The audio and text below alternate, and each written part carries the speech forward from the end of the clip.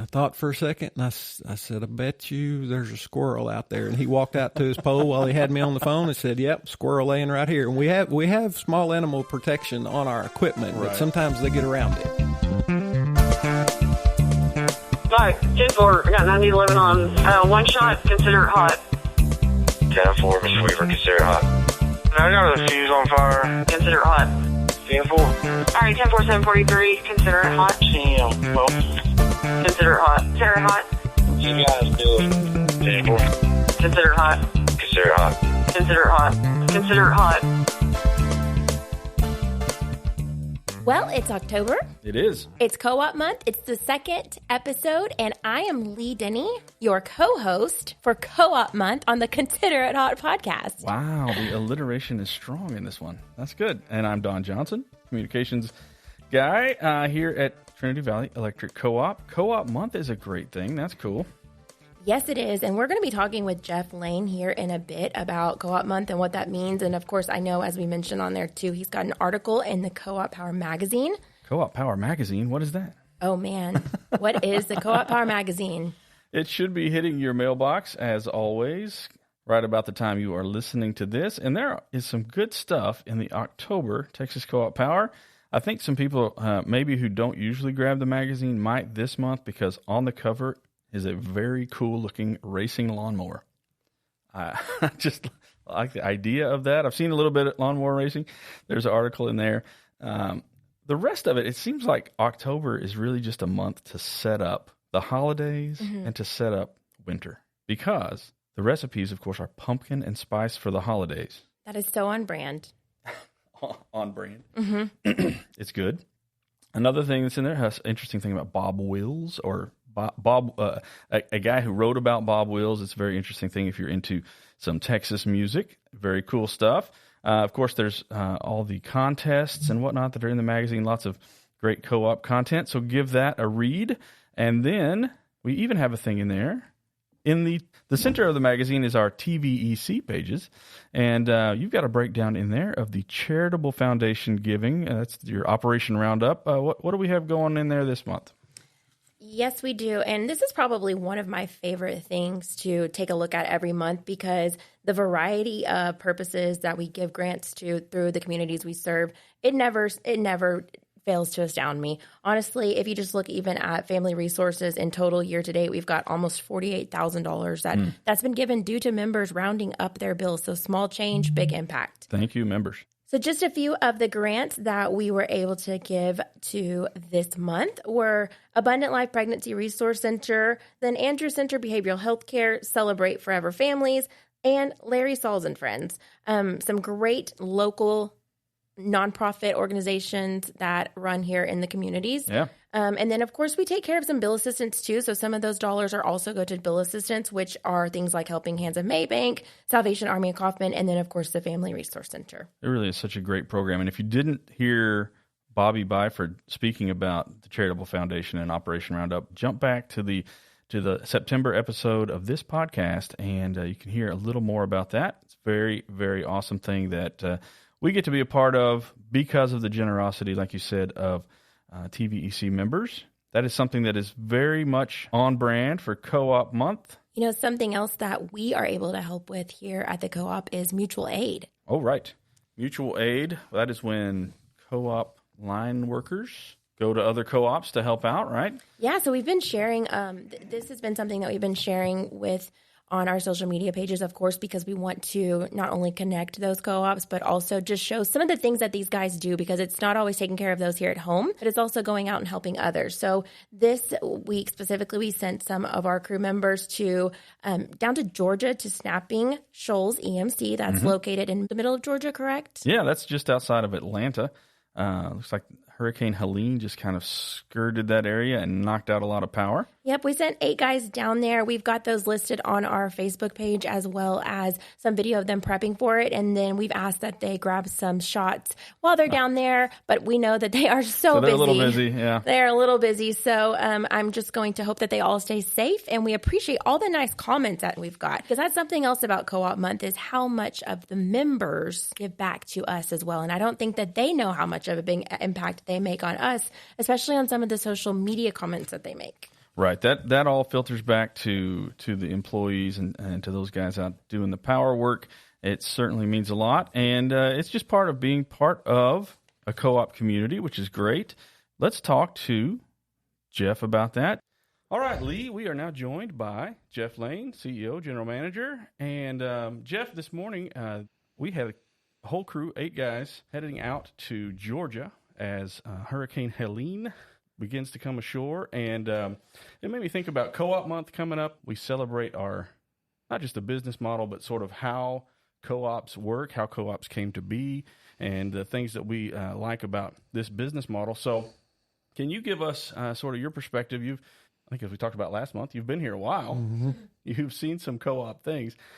This mutual aid bit is a huge thing that makes a difference among co-ops. But give us your perspective on maybe mutual aid, but also on sort of what we call the co-op difference. Okay, thanks, Don. Very proud of the group of guys that we've got going out. I believe they're going out to Snapping Shoals Electric Cooperative in Georgia to assist in power restoration. And so wish those guys well and pray for their safety, along with all the other utility workers that are out there. And certainly that's part of the cooperative way of doing business, cooperation among cooperatives. Cooperatives in general, the old saying, by the people, for the people. Right. That kind of reminds me of electric cooperatives, cooperatives in general, but specifically electric cooperatives, formed by, back in the 30s and 40s by rural community members that did not have electricity. And so they saw that as a way to solve their problem. They formed their own businesses, electric cooperatives, to get power out to those rural areas. And while we're not as rural today as we were in the 40s and 50s, and even 10 or 15 years ago, Kaufman County is not as rural now as it was 10 or 15 years ago, and the other counties that we serve. But we still serve the same purpose. We're here for the benefit of the membership. We're serving the membership, and members govern what we do as an electric cooperative. Well, I think a lot of people, we are seeing a ton of growth. We were talking about that earlier today too, where just the influx of neighborhoods and people and also businesses coming in may not even know sort of the co-op history of that banding together of farmers and rural folks. What can you say about how today it still matters to be a co-op, where we have full-on subdivisions full of people, and yet our local workforce and our local impact really makes a difference? How does the modern co-op sort of make a difference in our community? Yeah, so first of all, give a little plug for our YouTube channel. There is a video on there that we did for our 75th anniversary. We have Trinity Valley members in the video that were around back in the 40s and 50s when power was being distributed throughout the counties that we serve, and kind of telling their stories, what it was like to be there when they first got power in their homes. And so right. There's some former members, former board members. Ray Raymond's on there, former general manager. It's just a really good video. I watch it a couple of times a year. I go back and watch it. I gave it in a presentation that I did a couple of weeks ago at another organization. So it's really good. So that kind of will give you the history aspect of it. But today we still serve a purpose. We are member owned as opposed to being investor owned. And so our interests are in the communities that we serve and making sure that we're doing everything we can for the members in our communities to keep their bills as affordable and competitive as possible, while also providing them a quality member service and reliability. I think an interesting part of that, and within co-op circles, we talk about meters per mile a lot, mm-hmm. where we're having this growth, but our service territory is large, parts of 6 counties, and when we're comparing rates, we're very favorable. But when we look at it by meters per mile, which is how much line it takes for us to serve our members compared to for-profit utilities, can you just give us some insight on that, what you guys are looking at a management level to show, like, for what we are providing, the cost is so competitive? It really, part of our mission statement, but it really is the reality.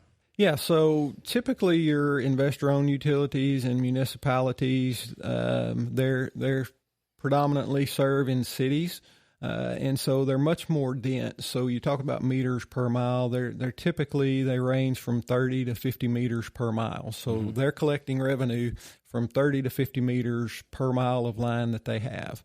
Co-ops, and specifically Trinity Valley, while our density has increased over the last 10 years or so, we're still only at 10 meters per mile. So we've only got 10 meters per mile of line to collect the revenue that it takes. And then when you start doing the cost comparisons, you find out pretty quickly that what we're recovering to maintain and operate the system is less than what typically an investor-owned utility would recover. And that's because we're looking out for the interests of our members. We're not making a profit and sending it off to a foreign investor, which there's nothing wrong with investor-owned model. They're great companies. They're operated differently and have a different purpose. Right. I think one of the favorite things I heard, and I know I've said this before, was that saying principles over profit, because it just really solidifies what a co-op is.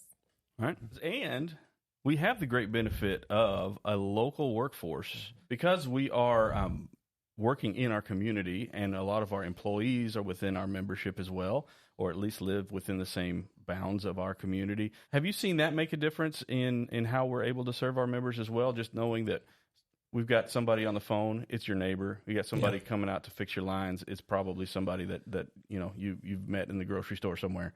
Exactly. It certainly creates a more personal connection for the employees, and you want to do well for the members that we serve. Unfortunately, we do have outages occasionally. And in relation to your comment, I got a call from my granddaughter the other morning, and she told me, "Poppy, I need you to fix the lights." And that tugged at my heartstrings for sure. But yeah, we all, we're either members or we have a friend that's a member or a family member that is a co-op member. I think we talked about that in the last podcast, but it just gives us that personal connection and personal tie to what we're doing. So I know when I get a text from my wife, if she's working from home and the power's out, I know that I'm going to, hear about it when I get home. And then my mom is also a member, and so it's a double whammy right there, same circuit. If we're waiting for power, we're all waiting for power. Yeah, so not only is power restoration a priority, but reliability is a priority. I mean, we don't want the power to go out in the first place, so we're doing everything we can to prevent that. But sometimes there's just things that are beyond our control. So we're probably going to have to do a whole other podcast on tree trimming and what that means and what that does for us. I had a member call me a couple of weeks ago, middle of the day, bright sunshine day, and he said, "Hey, my power's out." I thought for a second, and I said, "I bet you there's a squirrel out there." And he walked out to his pole while he had me on the phone and said, "Yep, squirrel laying right here." And we have small animal protection on our equipment, but sometimes they get around it. So he had squirrel for dinner that night. Oh, no, man. No. Lights out and lights out for the squirrel. Well done. Yeah, exactly. Well done for the squirrel. All right. Well, Jeff, thanks for stopping by, and we'll see you at the annual meeting. And then he has his Texas Co-op Power article. That's right. So everybody jump on there, look at the Texas Co-op Power. Jeff? Look forward to seeing everybody at the annual meeting. Yeah, thank you, sir. Thank you. Thank you. All right, a big part of the co-op difference is the annual meeting. Like you said, it is coming up very soon. Are you looking forward to your second annual meeting? Honestly, it was one of the best experiences. I think I mentioned that last month, and I am looking very forward to it. I love talking to people and getting to see the other side of things. Very good. That is coming up on October the 10th. If you're listening to this after October the 10th, I'm sorry you missed it. That is Canton Civic Center. That also means our offices will be closing early. That they will. They're going to be closing at 3 p.m. so that everyone can get down to Canton and be there when you are ready, when the doors open at 5:15. Yeah, that's going to be awesome. We have a special entertainer as well that we're not saying who that is. We've given a few hints here and there, but we haven't actually named him. Okay. Or her. Just one name. Yeah, just not one name. This is a one-name person. Okay. Yes, it is. You can tell the level of a celebrity by if you have to use their whole name or if it's just one. Absolutely. One name. It's not Cher, It's not just, it's not Leigh Denney. It's just Leigh. It's you? Yeah. No, I'm not the special guest. No, you're not the guest. I'm Okay. just saying Okay, people can know me by just Leigh. Right. That would change things. Okay. There are a few one-name celebrities. One of them will be at our annual meeting. Mm-hmm. And you know who really makes the annual meeting just spin like a top? I think she might be a little local celebrity of her own. I think she probably is a one-name celebrity among some people. Uh-huh. That is our very own Laura Melton. Melton. Or we should just call her Laura. Just Laura. Okay, so some of you may have noticed that in the Texas Co-op Power magazine, there is a little plug in there for our school educational programs that we offer. And we've got Laura Melton here because she can give you way more information on that. Laura, give us a brief breakdown of you, your team, and what these safety programs consist of. Hi, we are a team of 3 in the public relations department. The programs are geared towards electrical safety. We do energy conservation. We target kinder and 5th graders currently, trying to get on a rotation with all the schools so that we can get as many kids each year through the program. So you're going into schools. We got, how many school districts do we have? It's a lot. We have 23 school districts, about 180 schools total. That's awesome. So all these kids, especially the little ones, and we really want to reach them for safety. What are sort of the key points in those presentations that kids are learning? I know we don't touch the wires and that sort of thing, but what are the points that kids are learning in these presentations? The main point that we were trying to drive home is that they're safe around electricity. If they see a downed wire, or if they see a car accident with involving utility poles, that kind of thing. Right. To pay attention to their surroundings, really, because we're so engulfed in our phones, like when we get out of the car or off the bus. Just pay attention. Things might have happened at your home that day or at that location from the time since you left that morning. So if they're not paying attention, then they could walk into something. If there had been a storm that day. And I think also one of the things that I've taken away from it, because I've watched you present a numerous amount of these, is just thinking about kids and the things that they do is like pulling the plug from the wall. And so making sure that you're not, fraying it, but you do talk about that and how, get a new cord. It's better to get a new cord than to get electrocuted, of course. Definitely. We talk about phones and tablets and computers a lot too. Don't be on your phone in the bed with it plugged in, or, make sure it's not, you don't sleep with it in the bed, or you're in the bathtub with it plugged in, those kind of things. And you give a quick little overview of what the linemen wear, how they stay safe too, right? We do. We talk about their PPE, their personal protective equipment, and how it's different from what they might see in the store that might look similar, that they can't put on their mom's dish gloves and go out and change out meters or touch lines, right. Or they can't put the hard hat on that their dad has because he's on a construction crew. It's different than the hard hat that the guys wear, and how they have to do all kinds of training to get where they are. It's always fun when y'all are doing these things, and it has the little electricity arc on the little tabletop display, and it goes bzzz, and all the kids' eyes just light up, and it's a little bit scary. What's the best reaction you've had from kids? We have had a few criers. It's not my favorite. Oh, wow. From itty bitties. That it's because it kind of, they don't know what to expect at that young of an age. I can't remember any specific questions. We have had some random that, mama, kids will tell you anything. And sometimes they say they'll tell on their parents. They'll rat them out. Mm-hmm. Yeah. Yeah, so wow. I think one kid asked us about putting a cord in his mouth, and he was like, "Well, is that okay for me to do?" You told them, "No, that is not okay." No. Yes, that's always going to be. No. There's all kinds of things. We see a lot of kids though, so there's no telling what they've said. And so this mainly targets younger age kids, school age kids, but we don't only go into schools. I know summertime it's a library mainstay for library summer reading programs. Any other target markets for this? We don't just do public schools. We will go to private schools. We go to some daycares that have invited us out. We will also do homeschool programs. We will come to you, or they will come to the co-op. we've been part of camps like STEAM camps or STEM camps or just any other camps that they've invited us to come be a part of that. We've talked to Boy Scout groups and Girl Scout groups.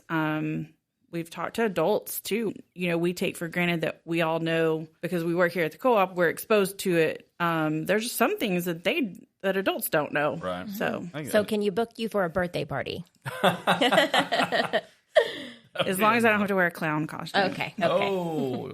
So let's say I'm someone, maybe I know a teacher, maybe my kid's teacher, or just someone, like you said, who's doing a homeschool. How would they get in touch with you, your team? How would they schedule one of these awesome educational presentations? They can go to tvec.net and find our information. Well, that's really cool. I know we want to reach as many kids as we can with electrical safety. You hate to see stories occasionally that come across when there's been a storm or some kind of contact incident with kids and getting injured or worse. And so we want to do everything we can to prevent that.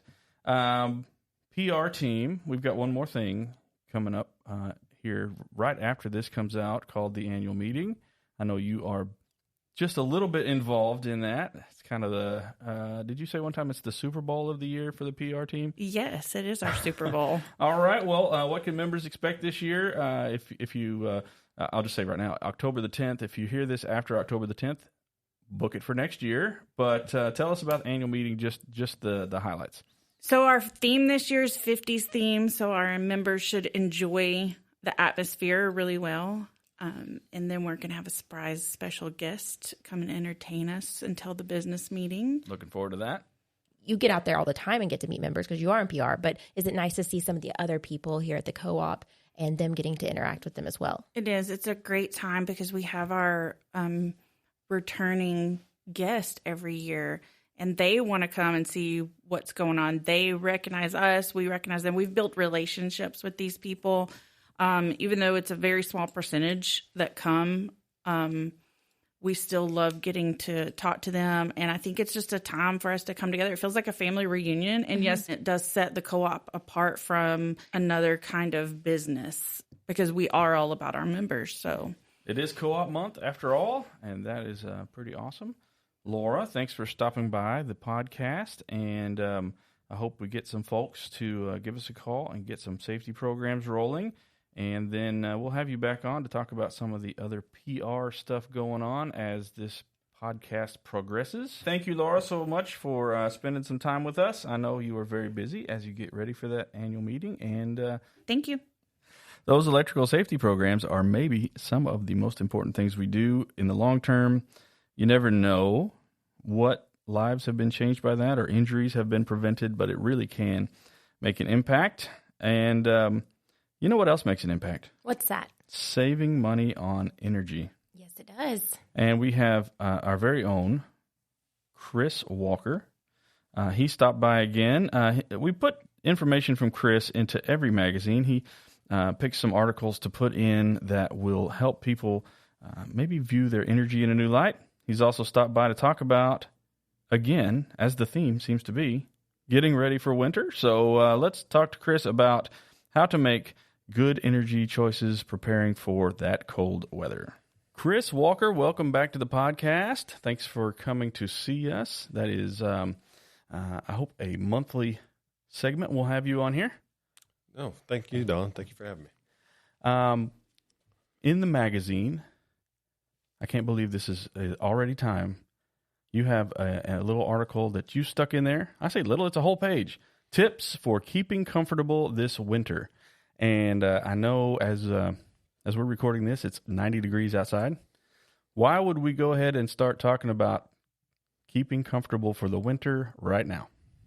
Well, Don, I guess if everyone else is like me, we tend to procrastinate a little bit. So I don't know what you're talking about. So if we start thinking about it now, hopefully it'll be done by the time it starts getting cold, which this is Texas, so I guess that could be next week or that could be 2 months from now. Well, that's something to think about when we're programming the thermostat. It might be heating one day and cooling the next day, so that's interesting. After looking at this article and knowing how much we put out about energy efficiency, it's something we put in every publication. put it on social media.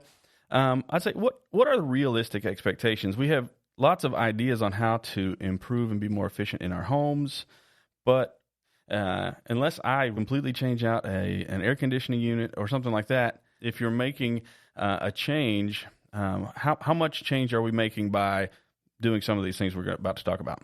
Well, yeah, when we talk about these things, it is somewhat repetitive, right? We put out all these articles, and it seems like we're always saying, hey, watch where you're setting your thermostat at, maybe check on your weather stripping, your air sealing, change your air filters. And then people are like, okay, well, I do all that. How much is that really saving me, right? And it really is incremental, because at the end of the day, it comes down to your big users. If your average customer, say, has a $200 electric bill, obviously, if they change some weather stripping on a door, that's not going to knock off $100 or 50% of their electric bill. Right. But it is the little things that do add up over time. So when we look at things like, do you have enough attic insulation? Do you have good weather stripping where all the energy or the heat and cool air that you're creating, is it staying in your home instead of going outside? It really is the collective of all those things added up. Okay, so let's get into this a little bit, getting ready for winter. One thing is that every house is different. I know you've said that a lot of times. So it really is a matter of knowing your own home. Once you have realistic expectations about how much it's going to affect your bill, a lot of this has to do with comfort. And you also get the bonus of saving electricity, right? So if I'm going to go in and put in new weather stripping, it's also going to keep the draftiness of my house down. So I'm actually going to be more comfortable. Is that a good way to think about that? Yes. Like in my own home, I have an older home. And in my house, I was just noticing the other day, I have some doors that have shifted. Some weather stripping needs to probably be replaced, and I can see daylight, right? Like through the inside of the home. So obviously I know that these are some areas I need to address. And that does make sense to me because I know in my home, it gets cold very quickly during the wintertime. So that's letting me know that a lot of the heat that I'm creating, it's escaping. And that's just one area I can see is the weather stripping on the door. Another area is, speaking of procrastination, as we were earlier, I've been doing some little remodeling and things in the attic, and I haven't had time to get all the attic insulation I had originally took out replaced. Okay. So all of those things have added up to my home not being very comfortable. Oh, man. So we can just pick on you for that and say, what are you telling us to do this for? That's awesome.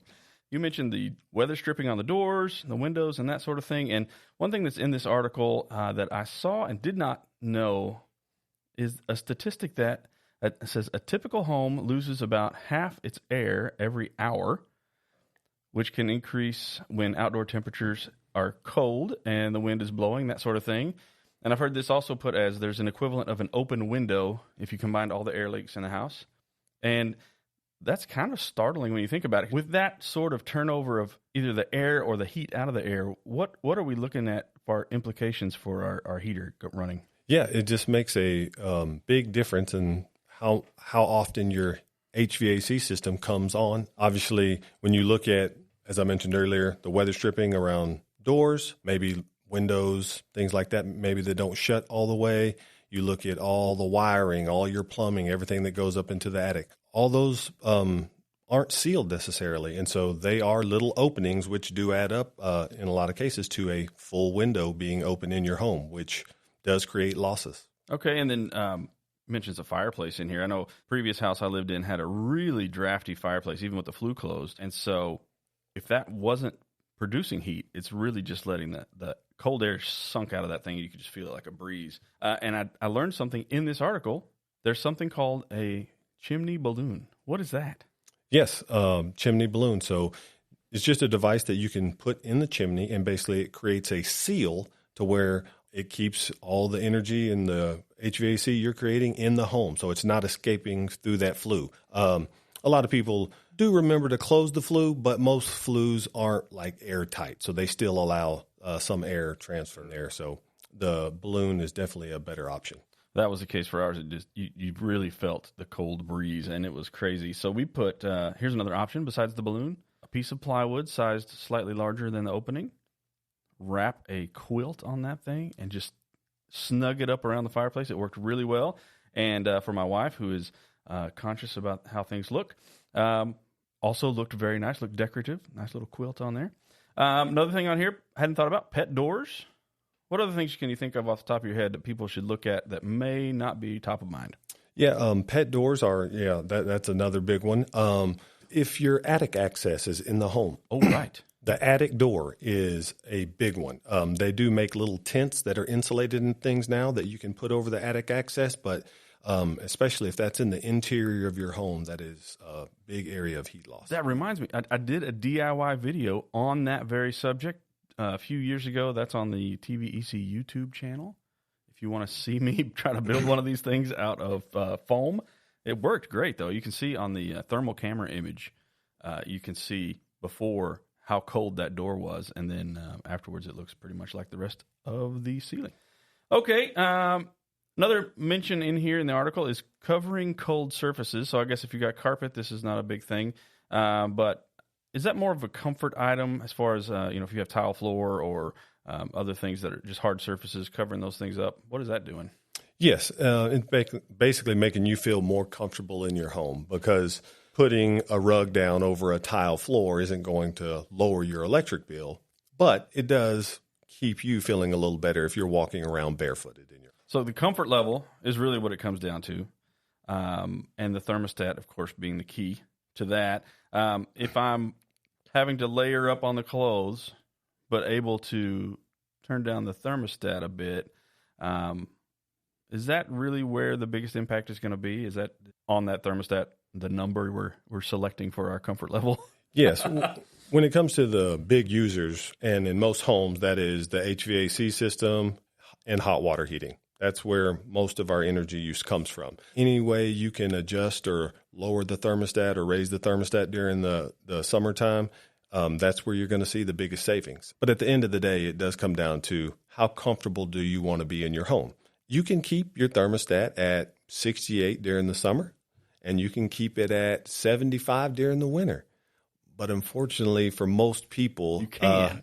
You can. Not suggested, but you can. You will pay more for that, because at the end of the day, it takes more energy to keep a home at 75 during the winter than it does to keep it at 68. Simple math and, Yes. and physics. We do get a lot of comments on the Facebook page or whatever when we put out the suggested thermostat settings are 68 in the winter, 78 in the summer. Correct. And we get a lot of comments about that. Like, there's no way that's going to work for my house. I can't be comfortable in that. Although I can say we do that at our house, and you do get adjusted to it. Nobody likes to hear that, but you do pay for the comfort level. I do have another thing. It's not on my notes here. We just, in Smart Hub, have the data analytics bit that tells you what it thinks you used energy on. So I'm looking forward to being able to see that in the winter usage, see the AC in the summer and the heat in the winter, and see how that sort of feels like, if that's right or not. What are you looking forward to as far as the new data analytics bit in Smart Hub? Yes, we've seen that, and we've had great response from some of our members who've actually been watching that online very closely. And yes, I'm also excited to see how that's going to transition over into the winter period and see how it gives the different appliance level breakdown, and seeing, okay, they were using, let's just say, $40, $50, $70 a month or more in cooling during the summer. How is that going to transfer over into the winter when it comes to heating? Because it does take more energy to heat than it does to cool. Well, what made me think about that was when you mentioned the water heating, because, when water's coming into your house and it's already 70 degrees, cooking it up to 120 is not going to be difficult. But when it's coming in and the water itself is already 50 or something, it's got to take more power. Yes. Oh yeah, definitely. Yeah. If you're heating it up more, it's going to cost more. All right, winter is on the way. Thanks for coming by, and I know we've got to do some deep dives into some of these energy topics like solar and others, but we'll get there. And appreciate your time. I appreciate you, Don. Thank you. That was so informative, just hearing from Chris about that. Unfortunately, we can't just say one name for Chris here because we have multiple Chris's, but he is our only energy management Chris. He is the energy management Chris, and you know how you get more energy? How's that? You eat. Oh, you that is very true. Very, very technical and very true. On a human level, we like to eat. And you know who likes to eat? Our linemen. They have the best spots. I thought you said, you know who likes to eat our linemen. Sorry. You know who really likes to eat? Who's that? The line crews. Oh, yes, they do. And they know the best spots. They know the best spots. And in this case, the lineman lunch in the magazine goes out to the not very large Abel's Springs Cafe, way up the road on FM 429 going up towards Lake Tawakoni. The thing is, there's not a lot out there. But that doesn't mean that the lack of competition gives you a poor choice, because it's really a gas station. And a greasy spoon, by definition, it is a really cool little spot. And you go in, you think, I'm in a gas station. There's a little window. But they treat you right like they do in the country. And some really unique things that they serve up. Burgers is the most common thing. Scott Stewart was telling me about this. And it's a burger joint. But there are a lot of other things on the menu. Chicken livers, fried mushrooms, chicken gizzards, just some things you wouldn't necessarily find in your regular home cooking cafe. A whole variety of cheeses for your burger, including ghost pepper cheeses. Tried that. That was great. Mm-hmm. Lots of fried food, of course, and fried pies for your way out the door, or I guess if you're going to pack a snack for later if you're working on the lines. But if you're up in that area, don't be afraid to drop by the Abel Springs Cafe and Country Store, as they call it. Get out there, say hi, and enjoy a true greasy spoon meal. It was a lot of fun to go by there and see those folks. One more thing I'd like to talk about in this magazine. If y'all haven't taken the time to look in the magazine, there are some opportunities to win $100 bill credits. 2 different $100 bill credits. One of them is what I call the energy quiz. We put that in there just to kind of bring up some interesting info. Coming in for the energy quiz winner, congratulations to Calvin Bailey of Kaufman. That's actually the one from August, because the way the magazine rolls over, we have to put it's almost a month early for the print deadline. So for the August one, that is Calvin Bailey. And if you can answer a lineman lingo question in the October magazine, that would be, what tool would a lineman use to reconnect and replace a fuse on the pole? If you can figure that out, it's not hard. But you can be in the drawing for a $100 bill credit. Pick that up and give it a look. There's another one in here that's from our statewide content that you can win one of 80 skillets. I saw that, and I actually looked up those skillets, and those are some very nice skillets that they are giving out. Well, I wanted to pick on one of our members a little bit online. We had a member who will remain nameless who commented about this, that you enter to be one of, a small percentage chance of winning a skillet. But really, 80 skillets is quite a lot. I don't know how many entries they get, but I hope somebody from TVEC wins one of those, and that'd be fun. If you do, we'd like to hear about it. So get in there, enter the contest, find out all about that in the magazine. We'd love to hear from you also about anything we've got going on here. And speaking of contests, we asked listeners last time what was the name of the podcast, just because we were starting this thing up. Erica Spears with a K, you are going to be the winner of a TVEC Stanley mug, so we'll get in touch with you about that. What will our quiz on the podcast be this time? So this week we are asking, what month is it? What are we celebrating as Trinity Valley Electric Cooperative?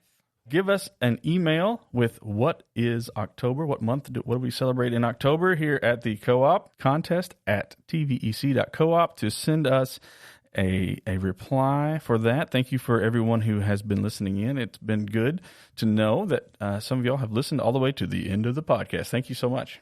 I was going to just say that if they're wanting some help on that energy quiz in the magazine, as a part of the month we're celebrating, we're going to be putting out a lineman and his gear, and it's going to be showing what all that gear is that they wear, what the purpose of it is, and that way you can see how they're staying safe out in the field. I like it. All right. I hope everybody has a great month. Look for some more updates and whatnot. Come follow us on the social medias. And just stay in touch with the co-op. It's what we're here for. And thank you for being here. Can't wait to see you on October 10th if you're listening before then. All right. Bye, everybody. Bye.